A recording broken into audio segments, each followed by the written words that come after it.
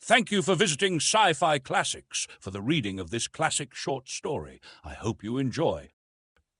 The Return by H. Beam Piper and John J. Maguire, as published in the January 1954 issue of Astounding Science Fiction. The Return was also included in the Ace Books publication Empire in 1981 as part of a collection of 5 short stories by Piper from Piper's Terro Human Future History Timeline. Now for the story. Altamont cast a quick, routine glance at the instrument panels, and then looked down through the transparent nose of the helicopter at the yellow-brown river 500 feet below. Next, he scraped the last morsel from his plate and ate it. "What did you make this out of, Jim?" he asked. "I hope you kept notes while you were concocting it. It's good." "The 2 smoked pork chops left over from yesterday evening," Loudon said, "and that bowl of rice that's been taking up space in the refrigerator the last couple of days, together with a little egg powder and some milk. I ground the chops up and mixed them with the rice and the other stuff, then added some bacon to make grease to fry it in." Altamont chuckled. That was Loudon's, all right. He could take a few leftovers, mess them together, pop them in the skillet, and have a meal that would turn the chef back at the Fort Greene with envy. He filled his cup and offered the pot. "Calf choc?" he asked. Loudon's held his cup out to be filled, blew on it, sipped, and then hunted on the ledge under the desk for the butt of the cigar he had half-smoked the evening before. "Did you ever drink coffee, Monty?" the socio-psychologist asked, getting the cigar drawing to his taste. "Coffee? No. I've read about it, of course. We'll have to organize an expedition to Brazil sometime to get seeds and try raising some." Loudon's blew a smoke ring toward the rear of the cabin. "A much overrated beverage," he replied. "We found some once when I was on that expedition into Idaho in what must have been the stockroom of a hotel, vacuum-packed in moisture-proof containers and free from radioactivity. It wasn't nearly as good as calf choc. But then, I suppose, a pre-bust-up coffee drinker couldn't stomach this stuff we're drinking." He looked forward, up the river they were following. "Get anything on the radio?" he asked. "I noticed you took us up to about 10,000 while I was shaving." Altamont got out his pipe and tobacco pouch, filling the former slowly and carefully. Not a whisper. "I tried Colony 3 in the Ozarks, and I tried to call in that tribe of workers in Louisiana. I couldn't get either. Maybe if we tried to get a little more power on the set." That was Loudon's too, Altamont thought. There wasn't a better man at the fort when it came to dealing with people, but confront him with a problem about things, and he was lost.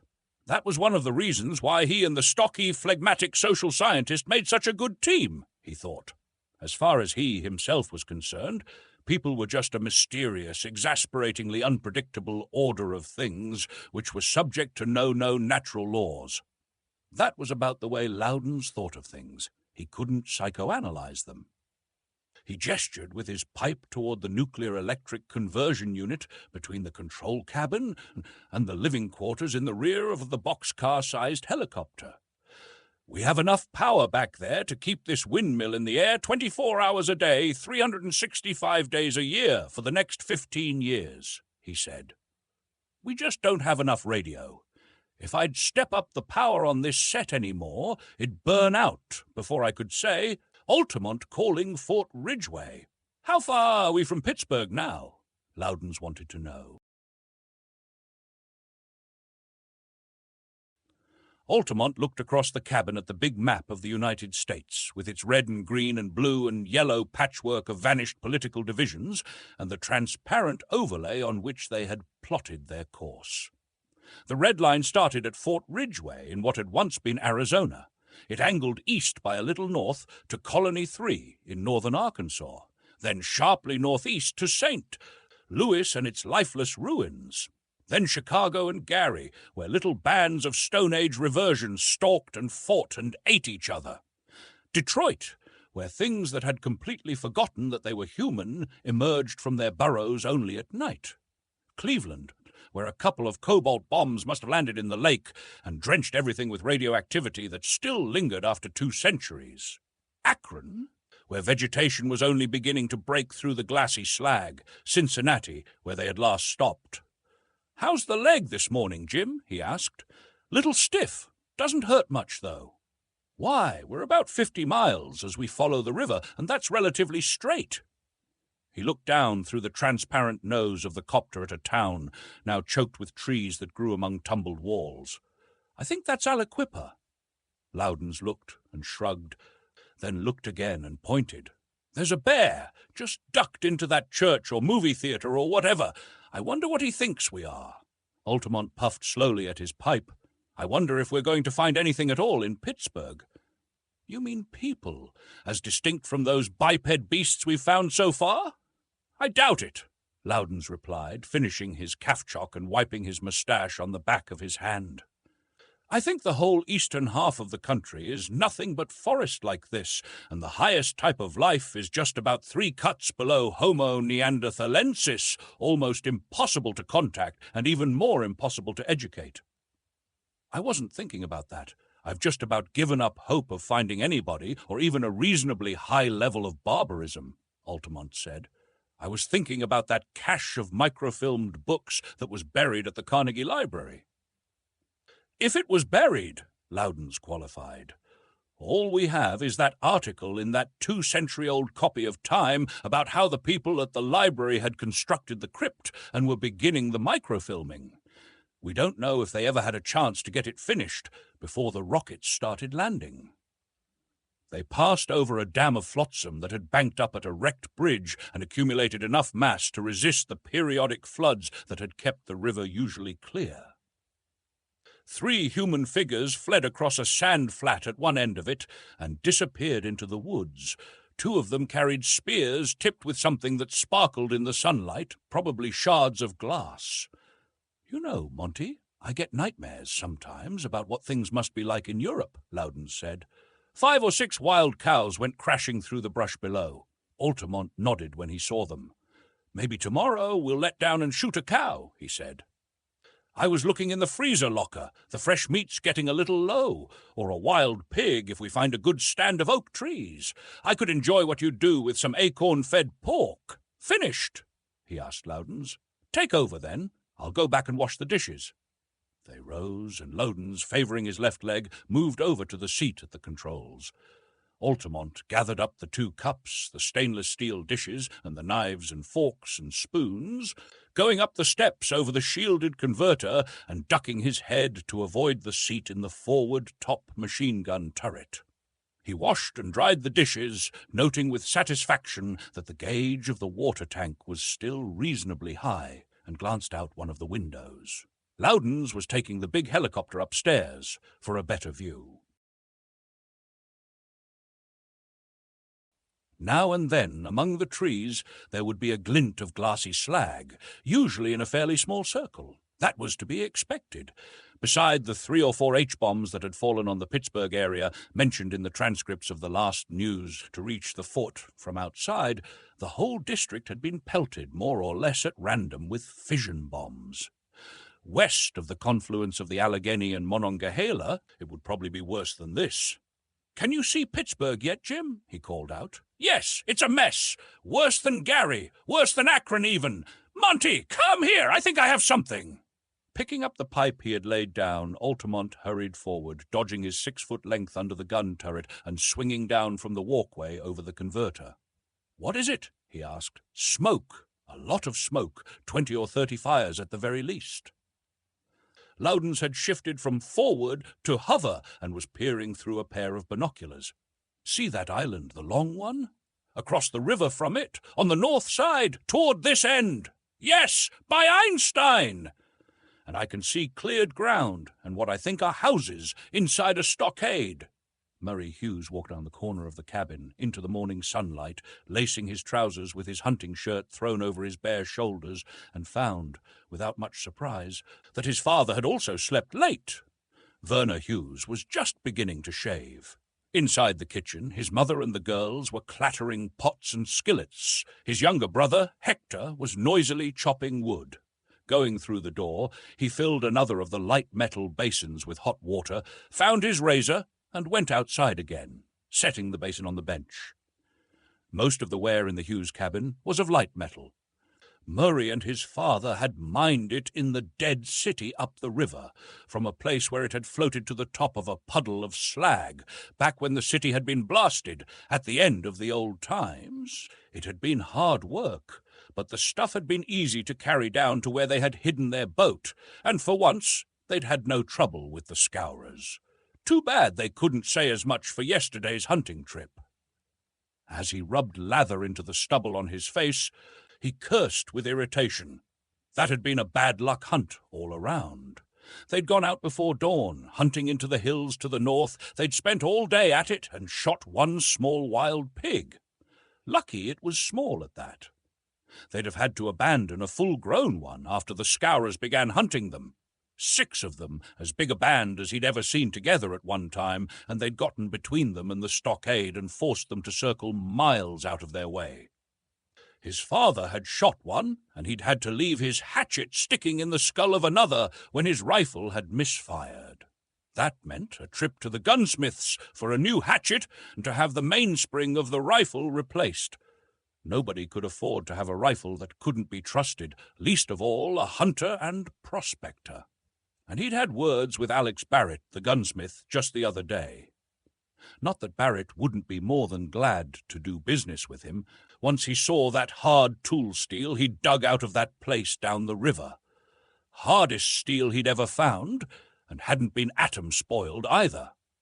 He cleaned, wiped and stropped his razor and put it back in the case. He threw out the wash-water on the compost pile and went into the cabin, putting on his shirt and his belt, and passed on through to the front porch, where his father was already eating at the table. The people of the town liked to eat in the open. It was something they'd always done, just as they'd always liked to eat together in the evenings.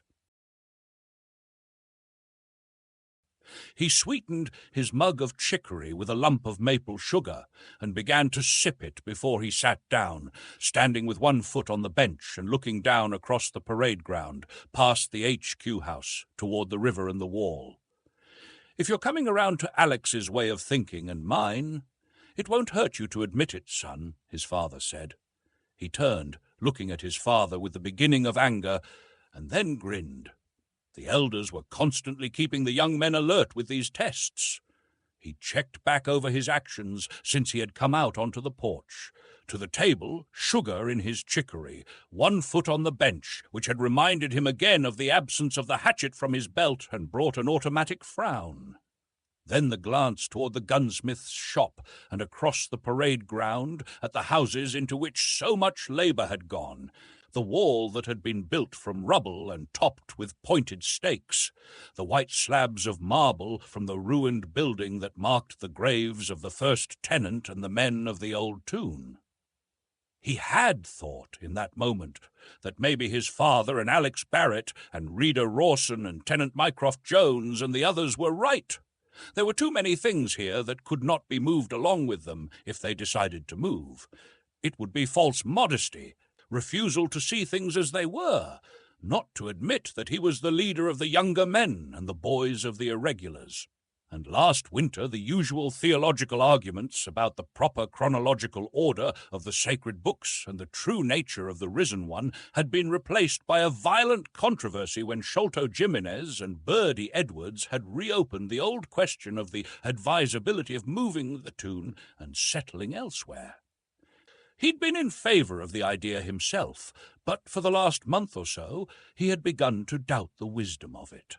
It was probably reluctance to admit this to himself that had brought on the strained feelings between himself and his old friend the gunsmith. "I'll have to drill the irregulars today," he said. "Birdie Edwards has been drilling them while we've been hunting, but I'll go up and see Alex about a new hatchet and fixing my rifle.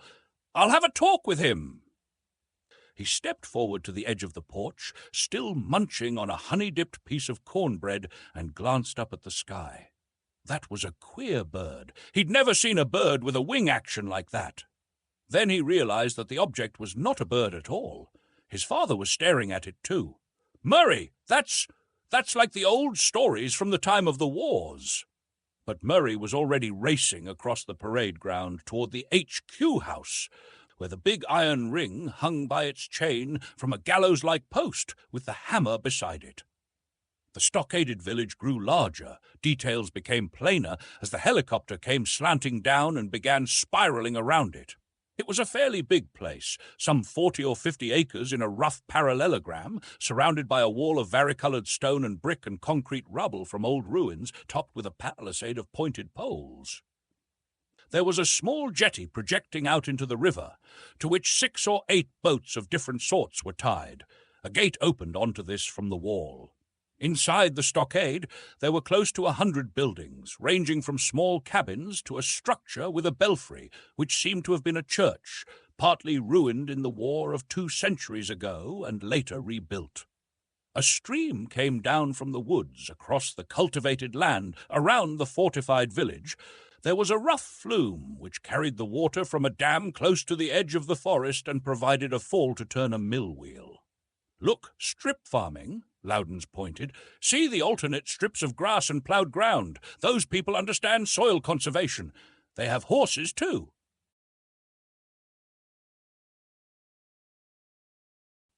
As he spoke, 3 riders left the village at a gallop through a gate on the far side.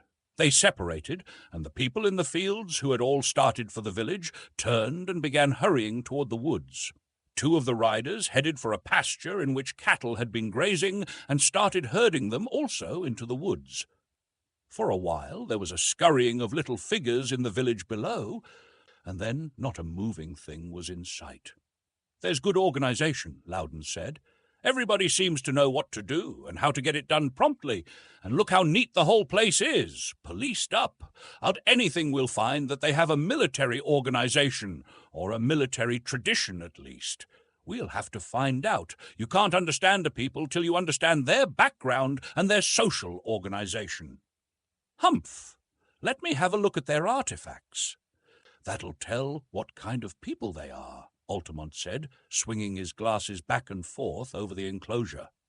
"Water power mill, water power sawmill, building on the left side of the water wheel. See the pile of fresh lumber beside it. Blacksmith shop, and from that chimney I'd say a small foundry, too. Wonder what that little building out on the tip of the island is. It has a water wheel.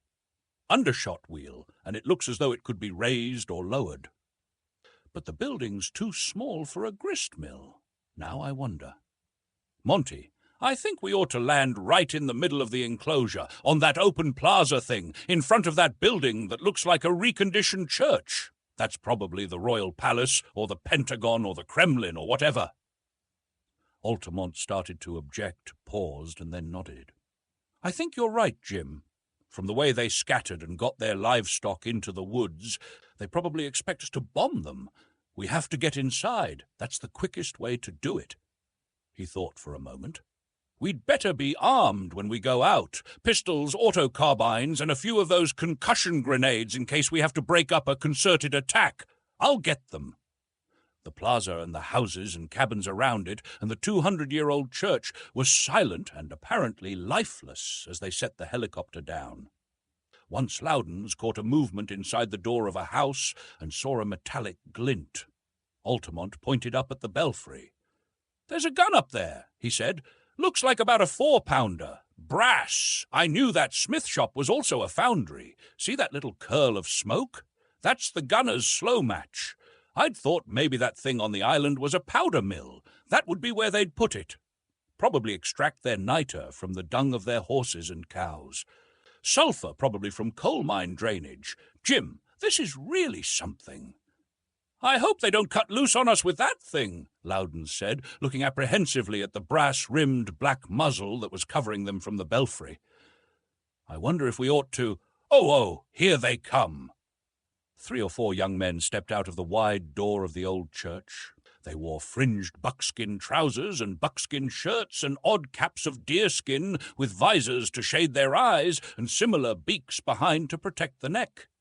They had powder horns and bullet pouches slung over their shoulders and long rifles in their hands. They stepped aside as soon as they were out. Carefully avoiding any gesture of menace, they stood watching the helicopter which had landed among them. 3 other men followed them out. They, too, wore buckskins and the odd double-visored caps. One had a close-cropped white beard, and on the shoulders of his buckskin shirt he wore the single silver bars of a first lieutenant of the vanished United States Army. He had a pistol on his belt. It had the saw-handle grip of an automatic, but it was a flintlock, as were the rifles of the young men who stood watchfully on either side of the two middle-aged men who accompanied him. The whole party advanced toward the helicopter. "All right, come on, Monty." Loudons opened the door and let down the steps. Picking up an auto carbine, he slung it and stepped out of the helicopter, Altamont behind him. They advanced to meet the party from the old church, halting when they were about 20 feet apart. "I must apologize, Lieutenant, for dropping in on you so unceremoniously." He stopped, wondering if the man with the white beard understood a word of what he was saying. "The natural way to come in when you travel in the air," the old man replied. "At least you came in openly. I can promise you a better reception than you got at that city to the west of us a couple of days ago." "Now how did you know we'd had trouble at Cincinnati day before yesterday?" Loudons demanded. The old man's eyes sparkled with childlike pleasure. "That surprises you, my dear sir." "In a moment, I dare say you'll be amazed at the simplicity of it. You have a nasty rip in the left leg of your trousers, and the cloth around it is stained with blood. Through the rip I perceive a bandage. Obviously you have suffered a recent wound. I further observe that the side of your flying machine bears recent scratches, as though from the spears or throwing hatchets of the Scowrers. Evidently they attacked you as you were leaving it. It is fortunate that these cannibal devils are too stupid and too anxious for human flesh to exercise patience." "Well, that explains how you knew we'd been recently attacked," Loudons told him. "But how did you guess that it had been to the west of here, in a ruined city?" "I never guess," the oldster with the silver bar and the keystone-shaped red patch on his left shoulder replied. "It is a shocking habit, destructive to the logical faculty. What seems strange to you is only so because you do not follow my train of thought. For example, the wheels and their framework under your flying machine are splashed with mud, which seems to be predominantly brick dust mixed with plaster. Obviously, you landed recently in a dead city, either during or after a rain. There was a rain here yesterday evening, the wind being from the west. Obviously, you followed behind the rain as it came up the river. And now that I look at your boots, I see traces of the same sort of mud around the soles and in front of the heels. But this is heartless of us, keeping you standing here on a wounded leg, sir. Come in and let our medic look at it." "Well, thank you, Lieutenant," Loudons replied. "But don't bother your medic. I've attended to the wound myself, and it wasn't serious to begin with." "You are a doctor?" the white-bearded man asked. "Of sorts, a sort of general scientist. My name is Loudons. My friend, Mr. Altamont here, is a scientist also." There was an immediate reaction. All three of the elders of the village and the young rifleman who had accompanied them exchanged glances of surprise. Loudons dropped his hand to the grip of his slung autocarbine, and Altamont sidled unobtrusively away from him, his hand moving as by accident toward the butt of his pistol. The same thought was in both men's minds, that these people might feel, as a heritage of the war of 2 centuries ago, a hostility to science and scientists. There was no hostility, however, in their manner as the old man advanced and held out his hand. "I am Tenant Mycroft Jones, the Toon leader here," he said. "This is Stamford Rawson, our reader, and Verner Hughes, our Toon Sarge. This is his son, Murray Hughes, the Toon Sarge of the Irregulars. But come into the HQ house, gentlemen. We have much to talk about." By this time, the villagers had begun to emerge from the log cabins and rubble-walled houses around the plaza and the old church. Some of them, mostly young men, were carrying rifles, but the majority of them were unarmed. About half of them were women, in short deerskin or homespun dresses. There were a number of children, the younger ones almost completely naked.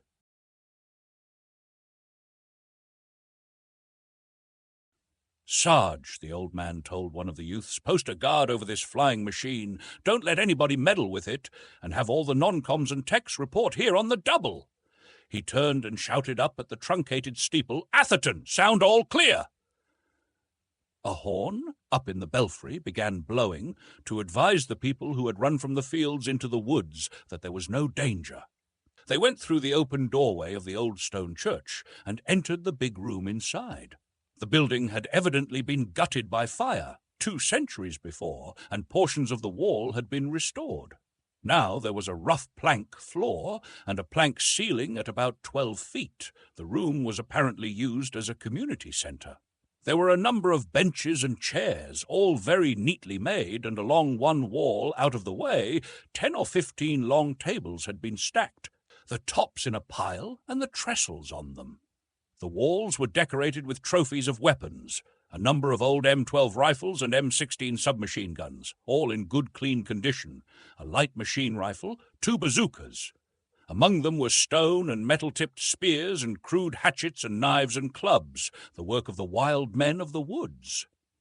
A stairway led to the 2nd floor, and it was up this that the man who bore the title of Toon Leader conducted them, to a small room furnished with a long table, a number of chairs, and several big wooden chests bound with iron. "Sit down, gentlemen," the Toon Leader invited, going to a cupboard and producing a large bottle stopped with a corn cob and a number of small cups. "It's a little early in the day," he said, "but this is a very special occasion. You smoke a pipe, I take it?" he asked Altamont. "Then try some of this, of our own growth and curing." He extended a deerskin moccasin, which seemed to be the tobacco container. Altamont looked at the thing dubiously, then filled his pipe from it. The oldster drew his pistol, pushed a little wooden plug into the vent, added some tow to the priming, and, aiming at the wall, snapped it. Evidently, at times the formality of plugging the vent had been overlooked. There were a number of holes in the wall there. This time, however, the pistol didn't go off. He shook out the smouldering tow, blew it into flame, and lit a candle from it, offering the light to Altamont. Loudons got out a cigar and lit it from the candle. The others filled and lighted pipes. The Toon Leader reprimed his pistol, then holstered it, took off his belt, and laid it aside, an example the others followed. They drank ceremoniously, and then seated themselves at the table. As they did, 2 more men came into the room. They were introduced as Alexander Barrett, the gunsmith, and Stanley Markovich, the distiller. "You come, then, from the West?" the Toon Leader began by asking. "Are you from Utah?" the gunsmith interrupted suspiciously. "Why, no. We're from Arizona, a place called Fort Ridgeway," Loudon said. The others nodded in the manner of people who wished to conceal ignorance. It was obvious that none of them had ever heard of Fort Ridgeway or Arizona either. "We've been in what used to be Utah," Altamont said. "There's nobody there but a few Indians, and a few whites who are even less civilized." "You say you come from a fort? Then the wars aren't over yet?" Sarge Hughes asked. "The wars have been over for a long time. You know how terrible they were. You know how few in all the country were left alive," Loudon said. "None that we know of beside ourselves and the Scourers until you came," the Toon Leader said.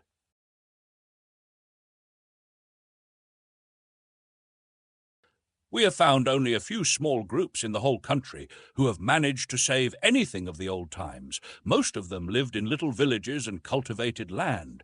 A few had horses or cows. None that we have ever found before made guns and powder for themselves. But they remembered that they were men and did not eat one another. Whenever we find a group of people like this, we try to persuade them to let us help them.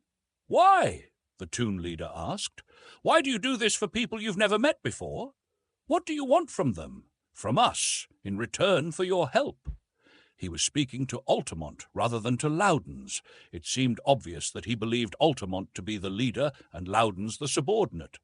"Because we're trying to bring back the best things of the old times," Altamont told him. "Look, you've had troubles here. So have we, many times. Years when the crops failed, years of storms or floods, troubles with these beast men in the woods, and you were alone, as we were, with no one to help. We want to put all men who are still men in touch with one another, so that they can help each other in trouble and work together. If this isn't done soon, everything which makes men different from beasts will soon be no more." "He's right. One of us alone is helpless," the reader said. "It is only in the Toon that there is strength. He wants to organize a Toon of all Toons." "That's about it. We are beginning to make helicopters like the one Loudons and I came here in. We'll furnish your community with one or more of them. We can give you a radio so that you can communicate with other communities. We can give you rifles and machine guns and ammunition to fight the scourers, did you call them?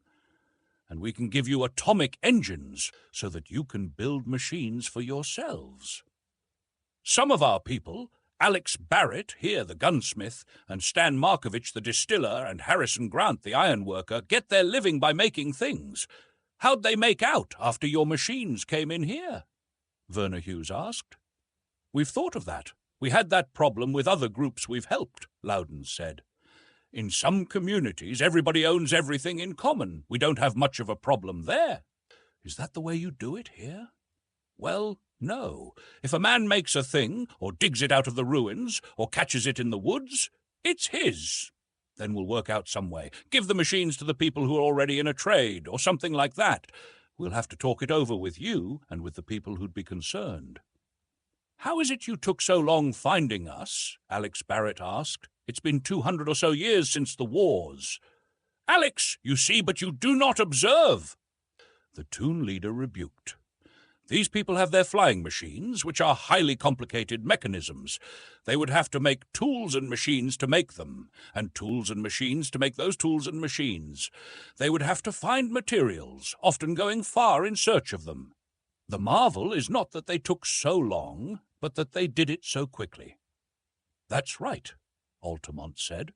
Originally, Fort Ridgeway was a military research and development center. As the country became disorganized, the government set this project up to develop ways of improvising power and transportation and communication methods and extracting raw materials. If they'd had a little more time, they might have saved the country. As it was, they were able to keep themselves alive and keep something like civilization going at the fort, while the whole country was breaking apart around them. Then, when the rockets stopped falling, they started to rebuild.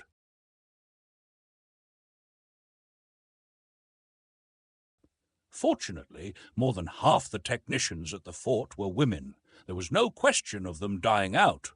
But it's only been in the last 20 years that we've been able to make nuclear electric engines, and this is the first time any of us have gotten east of the Mississippi. How did your group manage to survive? Loudon said. You call it the Toon. I suppose that's what the word platoon has become with time. You were originally a military platoon? Platoon, the white-bearded man said. Of all the unpardonable stupidity. Of course that was what it was, and the title tenant was originally lieutenant. I know that, though we have all dropped the first part of the word. That should have led me, if I'd used my wits, to deduce platoon from toon. Yes, sir. We were originally a platoon of soldiers 200 years ago, at the time when the wars ended. The old Toon and the first tenant were guarding POWs, whatever they were. The POWs were all killed by a big bomb, and the first tenant, Lieutenant Gilbert Dunbar, took his platoon and started to march to D.C., where the government was, but there was no government anymore. They fought with the people along the way. When they needed food or ammunition or animals to pull their wagons, they took them and killed those who tried to prevent them. Other people joined the Toon, and when they found women whom they wanted, they took them. They did all sorts of things that would have been crimes if there had been any law, but since there was no law any longer, it was obvious that there could be no crime. The first 10, Lieutenant, kept his men together because he had the books. Each evening, at the end of each day's march, he read to his men out of them. Finally, they came here. There had been a town here, but it had been burned and destroyed, and there were people camping in the ruins. Some of them fought and were killed. Others came in and joined the platoon. At first, they built shelters around this building and made this their fort. Then they cleared away the ruins and built new houses. When the cartridges for the rifles began to get scarce, they began to make gunpowder and new rifles, like these we are using now, to shoot without cartridges. Lieutenant Dunbar did this out of his own knowledge because there is nothing in the books about making gunpowder. The guns in the books are rifles and shotguns and revolvers and air guns. Except for the air guns, which we haven't been able to make, these all shot cartridges. As with your people, we did not die out, because we had women. Neither did we increase greatly. Too many died or were killed young. But several times we've had to tear down the wall and rebuild it, to make room inside it for more houses, and we've been clearing a little more land for fields each year. We still read and follow the teachings of the books. We have made laws for ourselves out of them. And we are waiting here for the slain and risen one, Tenant Jones added, looking at Altamont intently. It is impossible that he will not, sooner or later, deduce the existence of this community, if he has not done so already. Well, sir, the Toon leader changed the subject abruptly. Enough of this talk about the past. If I understand rightly, it is the future in which you gentlemen are interested. He pushed back the cuff of his hunting shirt and looked at an old and worn wristwatch. 1100. We'll have lunch shortly. This afternoon you will meet the other people of the Toon, and this evening at 1800 we'll have a mess together outdoors. Then, when we have everybody together, we can talk over your offer to help us and decide what it is that you can give us that we can use. You spoke a while ago of what you could do for us in return, Altamont said. There's one thing you can do, no further away than tomorrow, if you're willing. And that is, in Pittsburgh, somewhere, there is an underground crypt full of books, not bound and printed books, spools of microfilm. You know what that is? The others shook their heads. Altamont continued. They are spools on which strips are wound, on which pictures have been taken of books, page by page. We can make other larger pictures from them, big enough to be read. Oh, photographs, which you enlarge. I understand that. You mean you can make many copies of them? That's right, and you shall have copies as soon as we can take the originals back to Fort Ridgeway, where we have equipment for enlarging them. But while we have information which will help us to find the crypt where the books are, we will need help in getting it open. Of course! This is wonderful. Copies of the books, the reader exclaimed. We thought we had the only one left in the world. Not just the books, Stamford, other books, the Toon leader told him. The books which are mentioned in the books. But of course we will help you. You have a map to show where they are. Not a map, just some information. But we can work out the location of the crypt. A ritual, Stamford Rawson said happily. Of course. They lunched together at the house of Toon Sarge Hughes with the Toon leader and the reader and 5 or 6 of the leaders of the community. The food was plentiful. But Altamont found himself wishing that the first book they found in the Carnegie Library crypt would be a cookbook. In the afternoon, he and Loudon separated. The latter attached himself to the tenant, the reader, and an old woman, Irene Klein, who was almost 100 years old and was the repository and arbiter of most of the community's oral legends. Altamont, on the other hand, started with Alex Barrett, the gunsmith, and Mordecai Ritchie, the miller, to inspect the gun shop and grist mill. Joined by 6 more of the village craftsmen, they visited the forge and foundry, the sawmill, the wagon shop.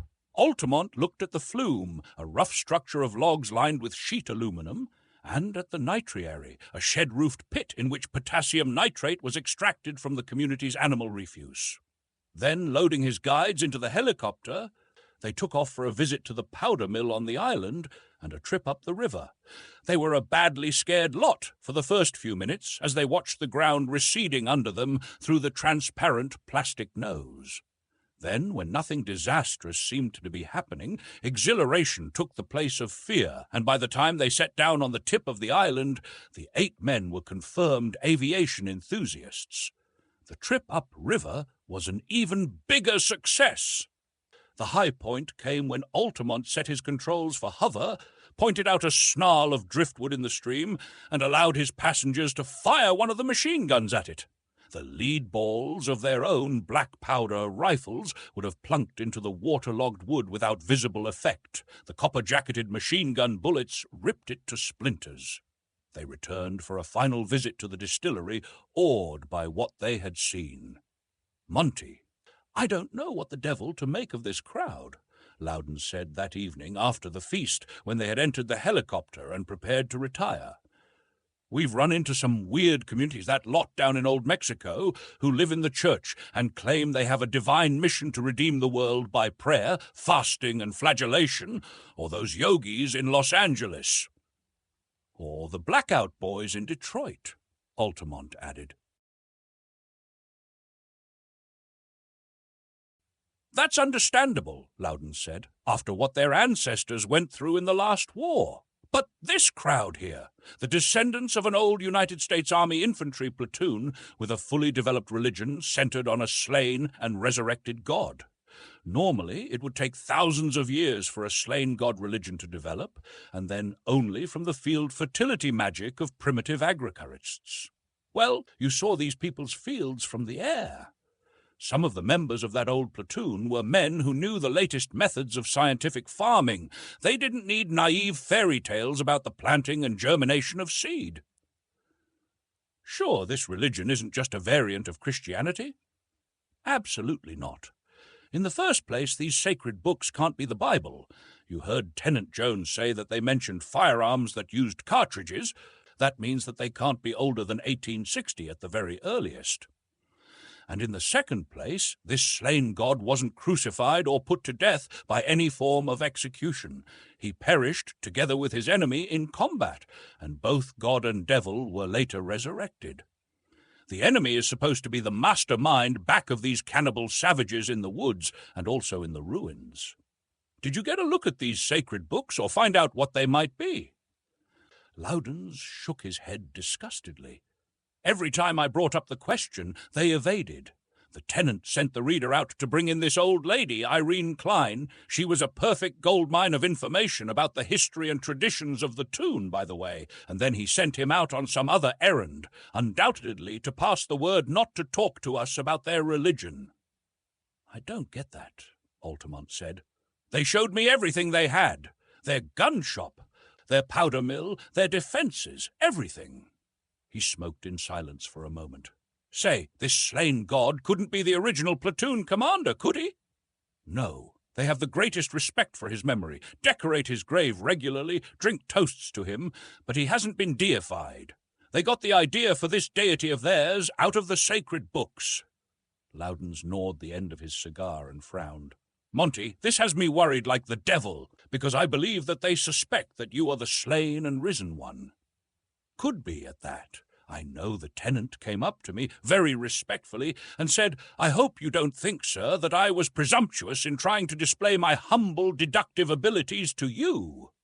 What did you say? Loudons demanded rather sharply. Told him certainly not, that he'd used a good quick method of demonstrating that he and his people weren't like those mindless subhumans in the woods. That was all right. I don't know how we're going to handle this. They only suspect that you are their deity. As it stands now, we're on trial here. And I get the impression that logic, not faith, seems to be their supreme religious virtue, that skepticism is a religious obligation instead of a sin. That's something else that's practically unheard of. I wish I knew. Tenant Mycroft Jones and Reader Stamford Rawson and Toon Sarge Verner Hughes and his son Murray Hughes sat around the bare-topped table in the room on the second floor of the HQ house. A lighted candle flickered in the cool breeze that came in through the open window, throwing their shadows back and forth on the walls. "Pass the Tantalus, Murray," the tenant said, and the youngest of the four handed the corncob corked bottle to the eldest. Tenant Jones filled his cup and then sat staring at it, while Verner Hughes thrust his pipe into the toe of the moccasin and filled it. Finally, he drank about half of the clear wild plum brandy. "Gentlemen, I am baffled," he confessed. "We have 3 alternate possibilities here, and we dare not disregard any of them. Either this man who calls himself Altamont is truly he, or he is merely what we are asked to believe, one of a community like ours with more of the old knowledge than we possess." "You know my views," Verner Hughes said. "I cannot believe that he was more than a man, as we are, a great, a good, a wise man, but a man and mortal. Let's not go into that now." The reader emptied his cup and took the bottle, filling it again. "You know my views, too. I hold that he is no longer upon earth in the flesh, but lives in the spirit, and is only with us in the spirit. There are 3 possibilities, too, none of which can be eliminated. But what was your 3rd possibility, Tenant? That they are creatures of the enemy. Perhaps that one or the other of them is the enemy. Reader Rawson, lifting his cup to his lips, almost strangled. The Hugheses' father and son stared at Tenant Jones in horror. The enemy, with such weapons and resources! Murray Hughes gasped. Then he emptied his cup and refilled it. No, I can't believe that! He'd have struck before this and wiped us all out!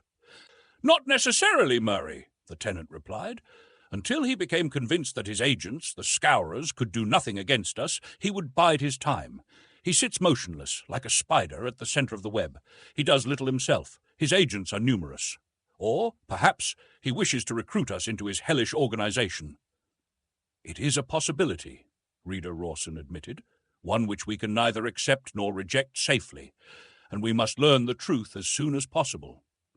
If this man is really he, we must not spurn him on mere suspicion. If he is a man, come to help us, we must accept his help. If he is speaking the truth, the people who sent him could do wonders for us, and the greatest wonder would be to make us again a part of a civilized community. And if he is the enemy? If it is really he, Murray said, I think we are on trial. What do you mean, son? Oh, I see. Of course I don't believe he is, but that's mere doubt, not negative certainty. But if I'm wrong, if this man is truly he, we are being tested. He has come among us incognito. If we are worthy of him, we will penetrate his disguise. A very pretty problem, gentlemen, the tenant said, smacking his lips over his brandy. For all that it may be a deadly serious one for us, there is, of course, nothing that we can do tonight, but tomorrow we have promised to help our visitors, whoever they may be, in searching for this crypt in the city. Murray, you were to be in charge of the detail that was to accompany them. Carry on as arranged, and say nothing of our suspicions, but advise your men to keep a sharp watch on the strangers, that they may learn all they can from them. Stamford, you and Werner and I will go along. We should, if we have any wits at all, observe something. Listen to this infernal thing, Altamont raged. Wielding a gold-plated spade handled with oak from an original rafter of the Congressional Library at 3:15 one afternoon last week. One afternoon last week? He cursed luridly.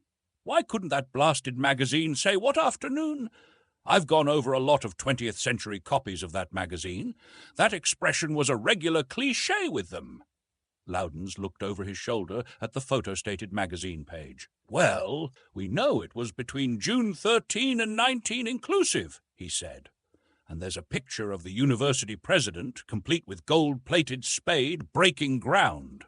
Call it Wednesday, the 16th. Over there's the tip of the shadow of the old Cathedral of Learning, about 100 yards away. There are so many inexactitudes that one will probably cancel out another. That's so, and it's also pretty futile getting angry at somebody who's been dead 200 years, but why couldn't they say Wednesday or Monday or Saturday or whatever?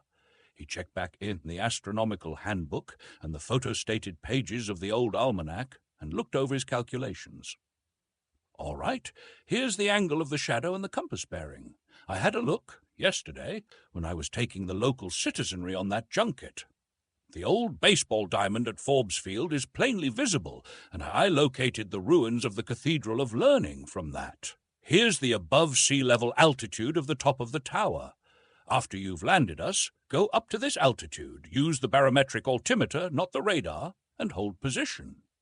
Loudons leaned forward from the desk to the contraption Altamont had rigged in the nose of the helicopter. One of the telescope-sighted hunting rifles clamped in a vise with a compass and a spirit level under it.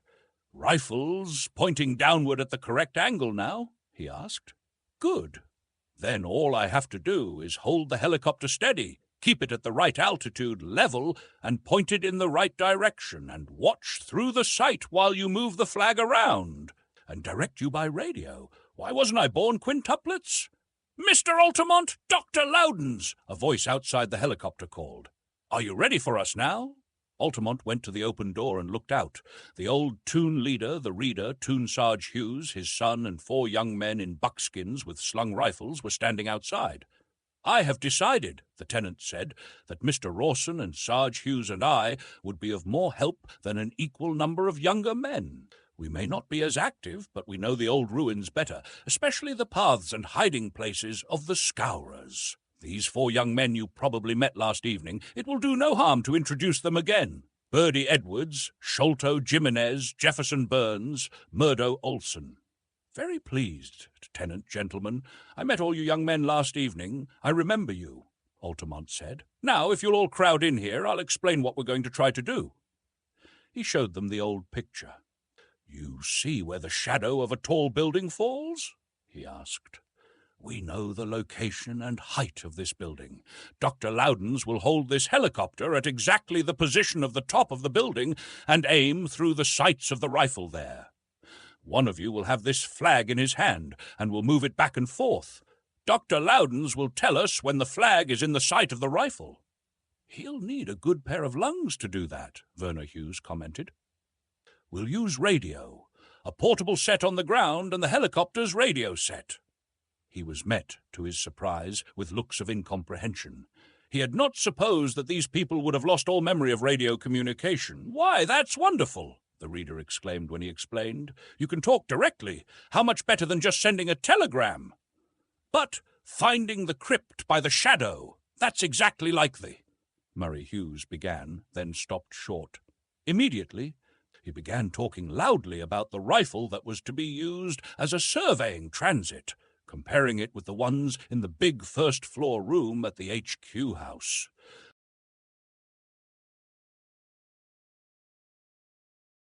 Locating the point on which the shadow of the old Cathedral of Learning had fallen proved easier than either Altamont or Loudons had expected. The towering building was now a tumbled mass of slagged rubble, but it was quite possible to determine its original center, and with the old data from the excellent reference library at Fort Ridgeway, its height above sea level was known. After a little jockeying, the helicopter came to a hovering stop, and the slanting barrel of the rifle in the vise pointed downward along the line of the shadow that had been cast on that afternoon in June 1993. The crosshairs of the scope sight centered almost exactly on the spot Altamont had estimated on the map.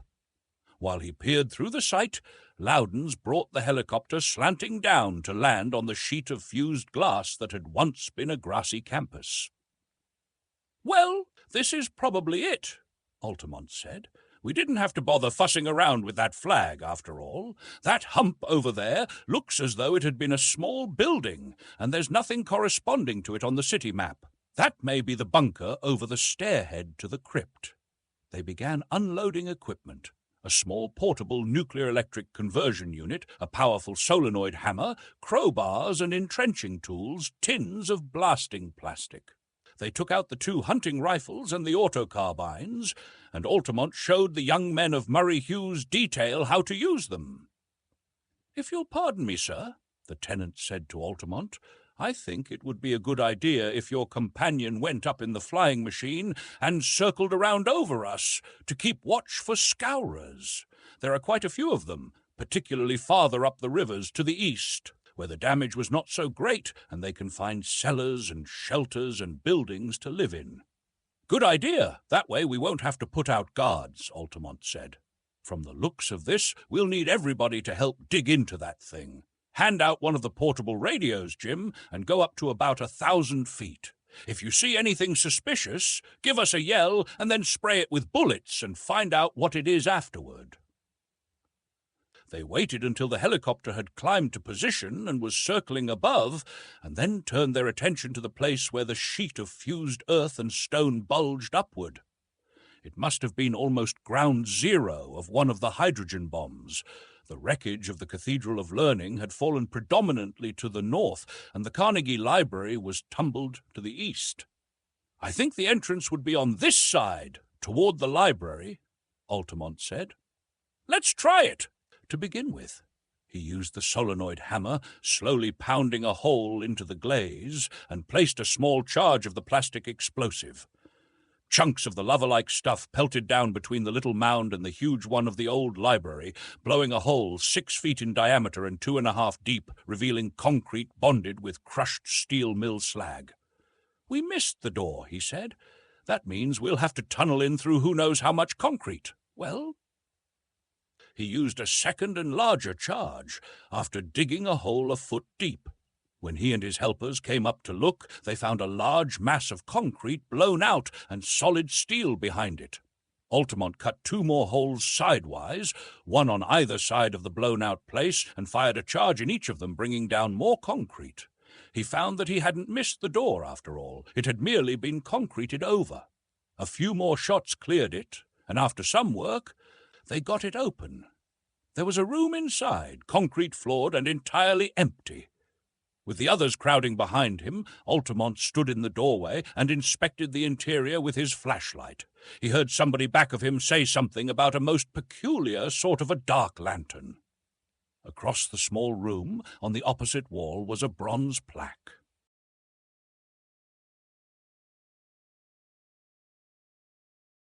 It carried quite a lengthy inscription, including the names of all the persons and institutions participating in the microfilm project. The history department at the fort would be most interested in that. But the only thing that interested Altamont was the statement that the floor had been laid over the trapdoor leading to the vaults where the microfilms were stored. He went outside to the radio. "Hello, Jim. We're inside, but the films are stored in an underground vault, and we have to tear up a concrete floor," he said. "Go back to the village and gather up all the men you can carry and tools. Hammers and picks and short steel bars. I don't want to use explosives inside. The interior of the crypt oughtn't to be damaged, and I don't know what a blast in here might do to the film, and I don't want to take chances." "No, of course not. How thick do you think this floor is?" "Haven't the least idea. Plenty thick, I'd say. Those films would have to be well buried to shield them from radioactivity. We can expect that it'll take some time." "All right. I'll be back as soon as I can." The helicopter turned and went windmilling away, over what had been the Golden Triangle, down the Ohio. Altamont went back to the little concrete bunker and sat down, lighting his pipe. Murray Hughes and his 4 riflemen spread out, one circling around the glazed butte that had been the Cathedral of Learning, another climbing to the top of the old library, and the others taking positions to the south and east. Altamont sat in silence, smoking his pipe and trying to form some conception of the wealth under that concrete floor. It was no use.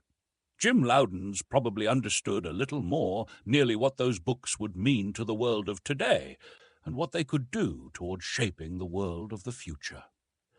There was a library at Fort Ridgeway, and it was an excellent one for its purpose. In 1996, when the rockets had come crashing down, it had contained the cream of the world's technological knowledge and very little else. There was a little fiction, a few books of ideas, just enough to give the survivors a tantalizing glimpse of the world of their fathers. But now, a rifle banged to the south and east, and banged again. Either Murray Hughes or Birdie Edwards, it was one of the 2 hunting rifles from the helicopter. On the heels of the reports, they heard a voice shouting, "Scourers, a lot of them coming from up the river." A moment later, there was a light whip crack of one of the long muzzle loaders from the top of the old Carnegie Library, and Altamont could see a wisp of grey-white smoke drifting away from where it had been fired. He jumped to his feet and raced for the radio, picking it up and bringing it to the bunker. Tenant Jones, old Reader Rawson, and Verner Hughes had caught up their rifles. The tenant was shouting, "Come on in! Everybody come in!" The boy on top of the library began scrambling down. Another came running from the direction of the half-demolished Cathedral of Learning. A third from the baseball field that had served as Altamont's point of reference the afternoon before. The fourth, Murray Hughes, was running in from the ruins of the old Carnegie Tech buildings, and Birdie Edwards sped up the main road from Shenley Park. Once or twice, as he ran, Murray Hughes paused, turned, and fired behind him. Then his pursuers came into sight. They ran erect, and they wore a few rags of skin garments, and they carried spears and hatchets and clubs, so they were probably classifiable as men. Their hair was long and unkempt. Their bodies were almost black with dirt and from the sun. A few of them were yelling. Most of them ran silently. They ran more swiftly than the boy they were pursuing. The distance between them narrowed every moment. There were at least 50 of them.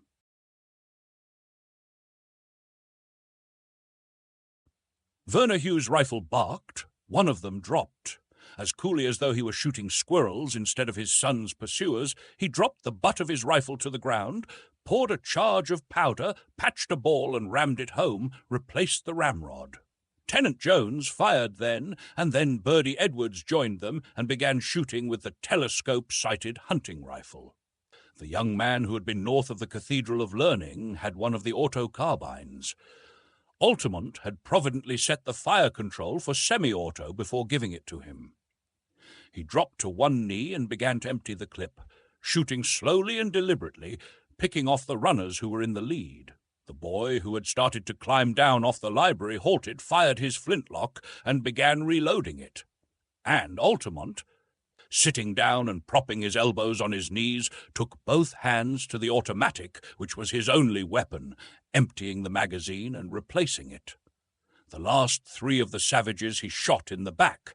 They had had enough and were running for their lives. So far, everybody was safe. The boy in the library came down through a place where the wall had fallen. Murray Hughes stopped running and came slowly toward the bunker, putting a fresh clip into his rifle. The others came drifting in. Altamont, calling Loudons, the scientist from Fort Ridgeway, was saying into the radio, "Monty to Jim. Can you hear me, Jim?" Silence. "We'd better get ready for another attack," Birdie Edwards said. "There's another gang coming from down that way. I never saw so many Scowrers." "Maybe there's a reason, Birdie," Tenant Jones said. "The enemy is after big game this time." "Jim, where the devil are you?" Altamont fairly yelled into the radio, and as he did, he knew the answer. Loudons was in the village, away from the helicopter, gathering tools and workers. Nothing to do but keep on trying. "Here they come," Rita Rawson warned. "How far can these rifles be depended on?" Birdie Edwards wanted to know. Altamont straightened, saw the second band of savages approaching about 400 yards away. "Start shooting now," he said. "Aim for the upper part of their bodies." The 2 auto-loading rifles began to crack. After a few shots, the savages took cover.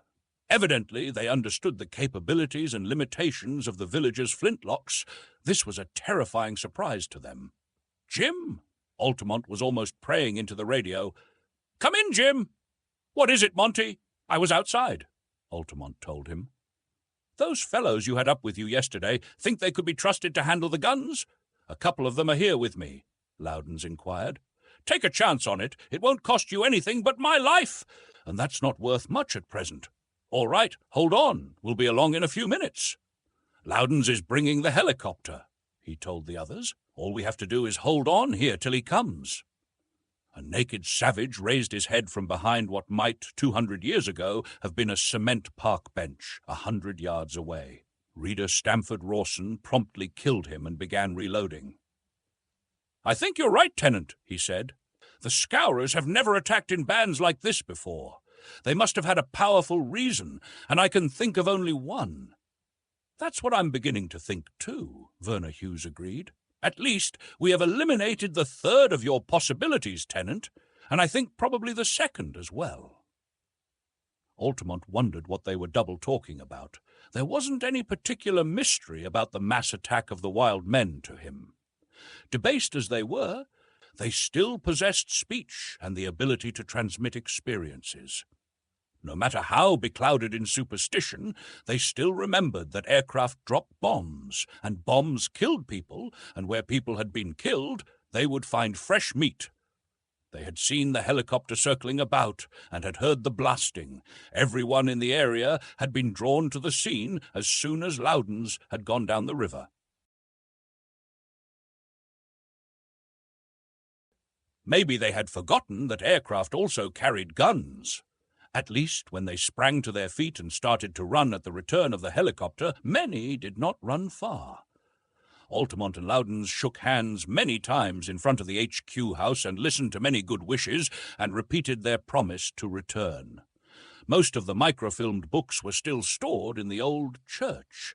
They were taking away with them only the catalogue and a few of the more important works. Finally, they entered the helicopter. The crowd shouted farewell as they rose. Altamont, at the controls, waited until they had gained 5,000 feet, then turned on a compass course for Colony 3.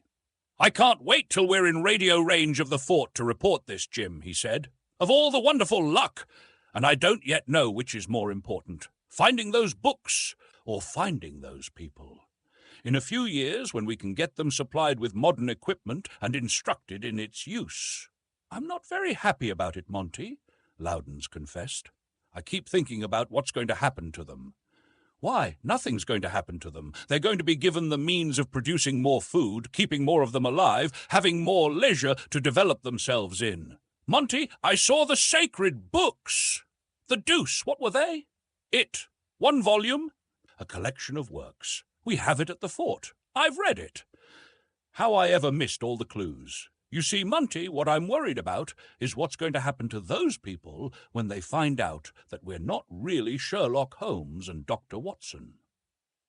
This concludes H. Beam Piper's short story, The Return. I hope you enjoyed the story. Be sure to hit like and subscribe and browse further content on Sci-Fi Classics.